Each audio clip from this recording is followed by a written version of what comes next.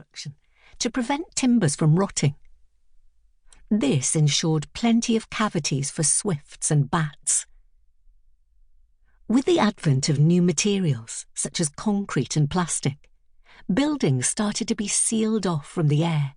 Plastic soffits and fascia boards replaced wooden ones, with little chance of gaps opening up.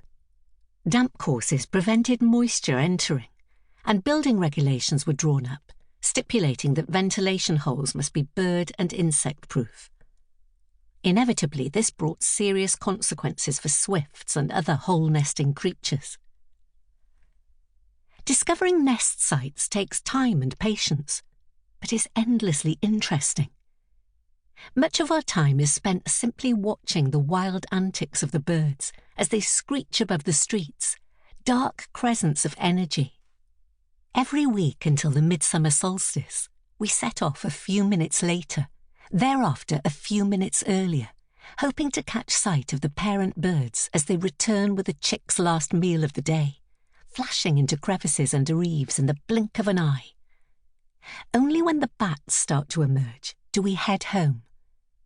This is a crossover moment after which you seldom see a swift. These outings open my eyes to a side of town I have barely noticed before. We look up, scanning the eaves, searching for the telltale signs of thin whitewash that stains the walls for a few inches below their nests, watching for a swift to make its sudden return as it swoops back into its dark hole. It is like a treasure hunt. Each new nest site raises a cheer. One or two in an evening is as many as we can hope to discover. Sometimes people tell us of their sightings. "Look up at the third brick to the right of the drainpipe above the opticians on Willow Street," writes one. "They're nesting at the back of Betfred," says another. Gradually, our knowledge of town grows a new layer. The elaborate mouldings and previously unregarded architectural details appreciated as we tune in to the swift's world, high above the shops and pedestrians walking the streets. Staring up in the direction of top-floor windows inevitably attracts attention, especially when using binoculars. People stop and ask us what we're doing, which is good as it gives us a chance to talk about swifts. We meet others who share our passion. Nick, who works in an old mill in the crumblier end of town, emails me to say the sky is full of swifts around his building. We find it down a back lane. At the top of an iron fire escape, a door is open. 40 steps up, I call out, and he appears, back from a run and eating his supper. "It is a fantastic place to watch swifts," he says. "The town's roofscape below and big skies all around." Several pairs are nesting under the eaves, but he thinks fewer birds have returned in recent years. We call on Jas, a sculptor, who contacts me to ask if his home would be suitable for a swift nest box. He lives in a single-storey, brick-built Victorian industrial building, imaginatively converted to flood his studio with light.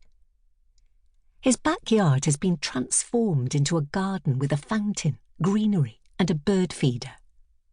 On the adjacent wall of a taller building, he is planning to grow climbing plants and put up a swift box or two. We talk about the possibility of him doing a swift sculpture. He already has several artworks in town, some naked acrobatic drinkers outside a pub, and a man leaning out of a window, arms stretched to catch an escaping chicken above a fast food shop. We have seen swifts slipping under the roof of a redundant Victorian chapel. A few weeks later, scaffolding goes up, and we worry. This splendid old building has been bought by an Italian restaurateur, and restoration is underway. I speak to Paolo, the owner, and he expresses concern. He does not want to do anything that will harm I Rondini. Fortunately, the roof is found to be in good shape. No renovation work is necessary.